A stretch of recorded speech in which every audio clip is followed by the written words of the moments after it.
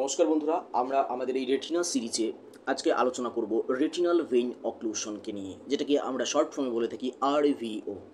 তো রেটিনাল যে ভাস্কুলার ডিসঅর্ডারগুলো আমরা আগের ভিডিওতে আলোচনা করেছি, তার মধ্যে আমরা একটা ওয়ার্ড পড়েছি যে retinal vein occlusion, retinal artery occlusion. তো আজকের এই ভিডিওতে আমরা জানবো যে রেটিনাল ভেইন অক্লুশনটা কী, এর টাইপস কী রয়েছে, এটা কেন হয়, এর প্রতিরোধ কী রয়েছে, এর চিকিৎসা কী রয়েছে, সেগুলো নিয়েই ডিটেলসে কথা বলবো আজকের এই ভিডিওতে। তো ভিডিওটি অবশ্যই লাস্ট পর্যন্ত দেখতে থাকুন। তো প্রথমে আসি, রেটিনাল ভেইন অক্লুশন বা RVO কী।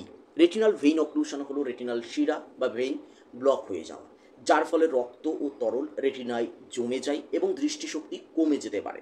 এটি চোখে স্ট্রোকের মতো কাজ করে, কারণ এতে রক্তপ্রবাহ বাধাগ্রস্ত হয় এবং রেটিনার কোষে অক্সিজেনের অভাব দেখা যায়।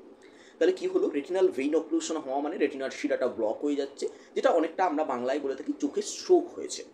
তো এর ফলে অক্সিজেনের অভাব দেখা যায় রেটিনার কোষে এবং সেই ক্ষেত্রে আমাদের দৃষ্টিশক্তি অনেকটাই কমে যায়।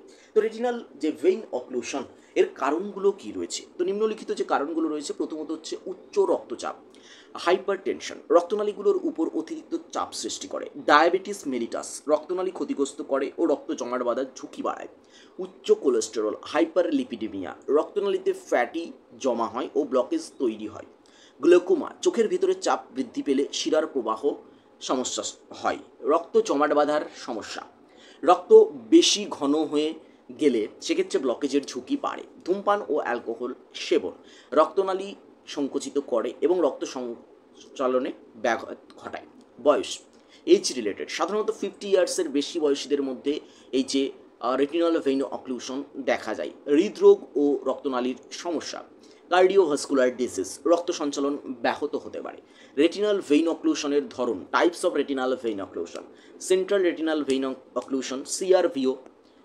তো সেন্ট্রাল রেটিনাল ভেইন অক্লুশনের মধ্যে রয়েছে পুরো রেটিনার মূল শিরাগুলো ব্লক হয়ে যায়, তীব্র দৃষ্টিশক্তি কমে যায় এবং রেটিনার রক্তক্ষরণ এবং ফোলাভাব দেখা যায়। এরপর আসছে ব্রাঞ্চ রেটিনাল ভেইন অক্লুশন, শুধুমাত্র একটি অংশের শিরা ব্লক হয়ে যায়, দৃষ্টির একটি নির্দিষ্ট অংশ ঝাপসা হয়ে যায় এবং ধীরে ধীরে এটা আবার ঠিকও হয়ে যায়। ক্লিনিক্যাল উপসর্গ, যেখানে আমরা সাইন সিমটম নিয়ে কথা বলবো, তাহলে আকস্মিকভাবে আমাদের ঝাপসা দৃষ্টি, হঠাৎ করে চোখ ঝাপসা হয়ে যায়, দৃষ্টিতে কালো চোখ বা ফ্লুটার্স দেখা দেওয়া, এক চোখে ধীরে ধীরে বা হঠাৎ করে দৃষ্টি কমে যাওয়া, চোখের মধ্যে একটা চাপ অনুভূত হওয়া, রাতের বেলায় বেশি ঝাপসা দেখা, সম্পূর্ণ অন্ধত্ব কিছু ক্ষেত্রে, বিশেষ করে CRVOতে একদমই দেখতে পায় না। চিকিৎসার উপায় কি রয়েছে? তাহলে প্রথমত হচ্ছে ঔষধ ও ইঞ্জেকশন। অ্যান্টি-VEGF ইঞ্জেকশন দেওয়া হয়, যেটা কি করে নতুন রক্তনালী গঠনে বাধা দেয় এবং রেটিনার যে ফোলাভাব সেটাকে কমাতে সাহায্য করে। তারপর স্টেরয়েড ইঞ্জেকশন দেওয়া হয়। এই স্টেরয়েড ইঞ্জেকশন কি করে, প্রদাহ কমাতে সাহায্য করে এবং রক্তনালীর যে লিকেজ সেই লিকেজটাকে কমাতে সাহায্য করে। লেজার থেরাপি, যেটাকে আমরা বলে থাকি ফোটোকোয়াগুলেশন, যদি রক্তক্ষরণ বা রেটিনার ফোলাভাব বেশি হয় তবে লেজার চিকিৎসার মাধ্যমে ক্ষতিগ্রস্ত রক্তনালী বন্ধ হয়ে যায়। সার্জারি মানে সার্জিক্যাল ট্রিটমেন্ট, তাহলে রেটিনাল ভেইন বাইপাস সার্জারি বা রক্ত প্রবাহ স্বাভাবিক করতে আমরা সার্জারি করতে পারি। ভিট্রেক্টমি, রক্ত জমাট বাঁধা বা অন্যান্য বাধা অপসারণ করার জন্য আমরা ভিট্রেক্টমি করতে পারি।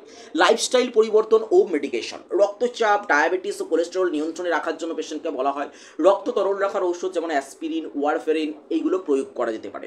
প্রতিরোধকমূলক মানে প্রিভেনশন কি রয়েছে? প্রিভেনশন হচ্ছে উচ্চ রক্তচাপ ও ডায়াবেটিসটাকে নিয়ন্ত্রণে রাখতে হবে, নিয়মিত ব্যায়াম করতে হবে, ধূমপান ও অ্যালকোহল পরিত্যাগ করতে হবে, স্বাস্থ্যকর খাদ্যাভ্যাস যেমন সবজি, ফল, ওমেগা 3 ফ্যাটি অ্যাসিড সমৃদ্ধ খাবার খেতে হবে, চোখের নিয়মিত পরীক্ষা করাতে হবে এবং বিশেষ করে যখনই দেখা যাচ্ছে এই সিস্টেমিক রোগগুলো রয়েছে, উচ্চ রক্তচাপ, কোলেস্টেরল, ডায়াবেটিস, তখন কিন্তু আমাদের প্রতি 6 মাস অন্তর অন্তর চোখের চেক আপ করতে হবে। ওজন নিয়ন্ত্রণে রাখতে হবে এবং পর্যাপ্ত পরিমাণে আমাদের জল পান করতে হবে। কিছু হোম রেমিডিস রয়েছে, যেমন হচ্ছে পুষ্টিকর খাবার, vitamin A, vitamin C, vitamin E সমৃদ্ধ খাবার যেমন গাজর, ব্রোকলি, কমলা, বাদাম, এগুলো খেতে হবে। ওমেগা 3 ফ্যাটি অ্যাসিড সমৃদ্ধ মাছ যেমন স্যামন এবং টুনা, এগুলো আমরা গ্রহণ করতে পারি। গ্রিন টি পান করতে পারি। গ্রিন টি, এতে অ্যান্টিঅক্সিডেন্ট থাকে যা আমাদের রক্ত সঞ্চালনে সাহায্য করে।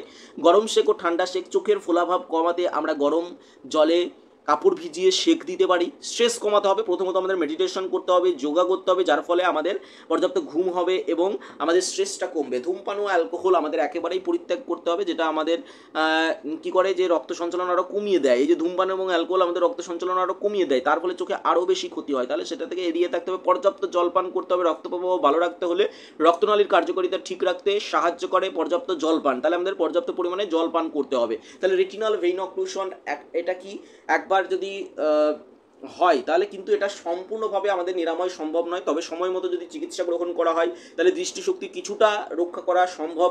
প্রতিরোধ হলো সবচেয়ে বড় একটা কার্যকর উপায়। আমরা প্রতিরোধ করতে চাই যাতে কারোর না হয়। নিয়মিত স্বাস্থ্য পরীক্ষা, নিয়মিত চক্ষু পরীক্ষা এবং সঠিক জীবনধারা যদি আমরা অনুসরণ করি তাহলে অবশ্যই এইসব সমস্যাগুলো থেকে আমরা অনেক দূরে থাকবো। তাহলে আমরা এই ভিডিওতে কি কি জানলাম সেটা জানলাম যে রেটিনাল যে ভেইন অক্লুশন, রেটিনাল ভেইন অক্লুশনের মধ্যে এটা দুটো ভাগ ছিল, সেটা হচ্ছে সেন্ট্রাল রেটিনাল ভেইন অক্লুশন এবং ব্রাঞ্চ রেটিনাল ভেইন অক্লুশন। এর কারণগুলোর মধ্যে দেখলাম উচ্চ রক্তচাপ, ডায়াবেটিস, উচ্চ কোলেস্টেরল, গ্লকুমা, রক্ত জমাট বাঁধার যদি কারোর সমস্যা থাকে, ধূমপান এবং অ্যালকোহল সেবন, বয়স, এজ রিলেটেড কারণে, হৃদরোগ এবং রক্তনালীজনিত কারোর যদি কোনো সমস্যা থাকে তাহলেও কিন্তু এটা হতে পারে।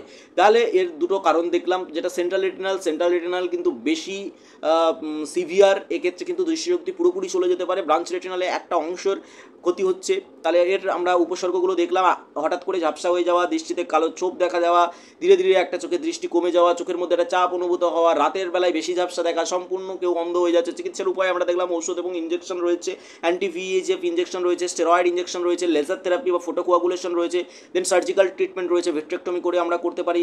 ঠিক আছে, এবার লাইফস্টাইল পরিবর্তন, আমাদের লাইফস্টাইলের মধ্যে যেটা আমাদের সিস্টেমিক প্রবলেমের জন্য যেমন হয়ে থাকে, রক্তচাপ, ডায়াবেটিস, কোলেস্টেরল, স্ট্রেস, এগুলোকে কমাতে হবে।